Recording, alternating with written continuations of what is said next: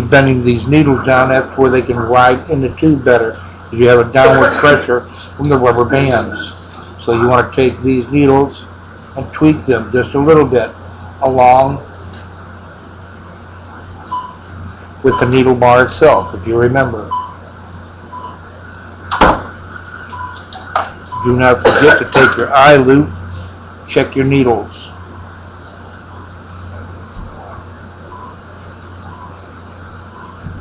Good, we've got a perfect rack of needles ready to go on that tube.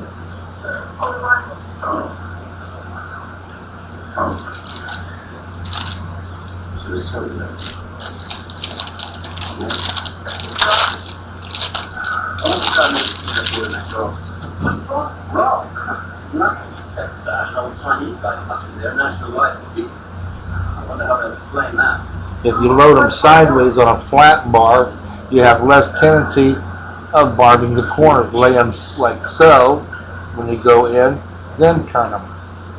And also remember that loop, we can tighten that now. Taking a pair of needle nose pliers, slide it out a little.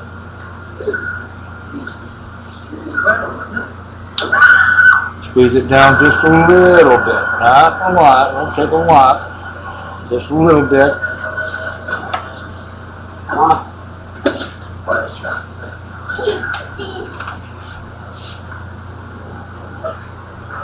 Now this has a second grip that goes on here. You'll notice this is quite a large grip.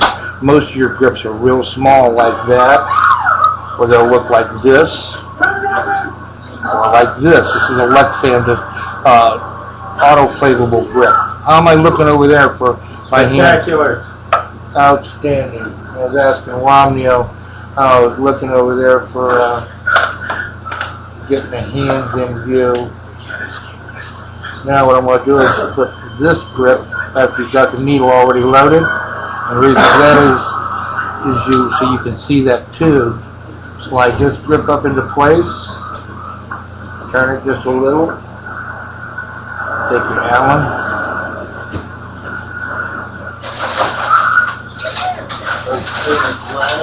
And lock her into place.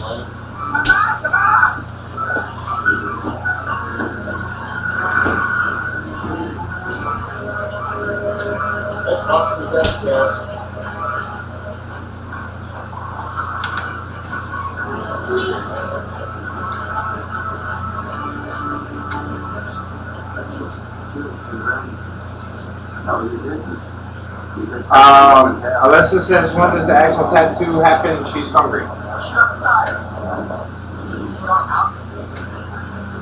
What's that? Alyssa says, when does the actual tattoo happen? Because she's hungry. Well, go feed your face because it's going to be another 5 to 10 minutes before we actually get into the actual tattooing. We're still setting up the equipment. This usually takes the longest part, and that's why people always start sucking air when they see you, setting up your equipment. But you can't do good work unless your equipment's running perfect. So go feed your face. We'll call you when we're ready. Or somebody will.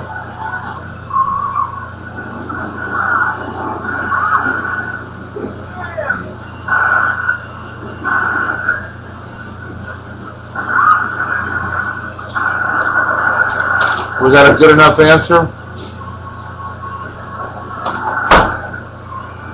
Romney? I guess it was. Well, I guess that's what they'll have to take. I'm not the one that needed the answer. Oh, okay. Good enough for me. Now, once again, you want to take your eye loop and check, make sure the needles are running flat along that tip. They are. Perfect. We're ready to rock and roll here in just a few minutes. Check the depth.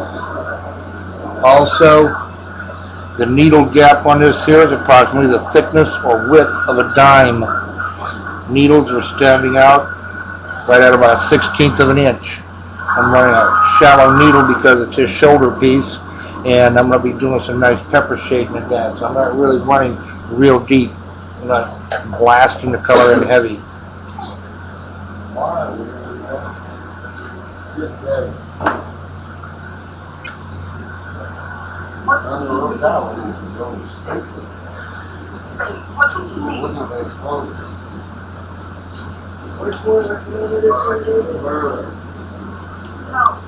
yeah, this is one I never seen before.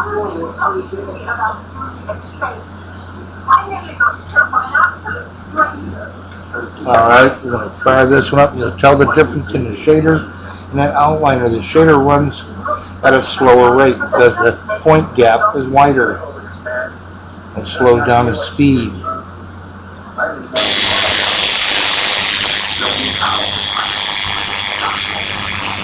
Put the needle up to the camera. Oh, you can see the needle moving. Well, it's not going to show. You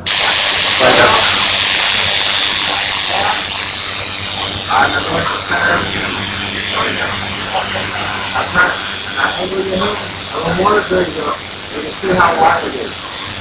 6 needles wide. Yep. This is a 6 flat. It's a shader ball. Gap up here is about the width of a nickel. Where on your outliner, half of that.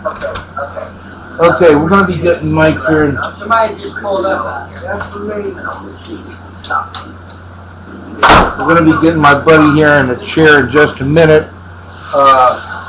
We can take a little recess or whatever, because I need to dry my hands, clean them up, so that I can put on my surgical gloves for doing the actual procedure. Are you going to do some libation?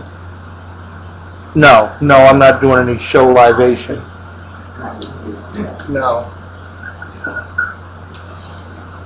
I'll need somebody recording at me, sitting up here, burning gummies on my show.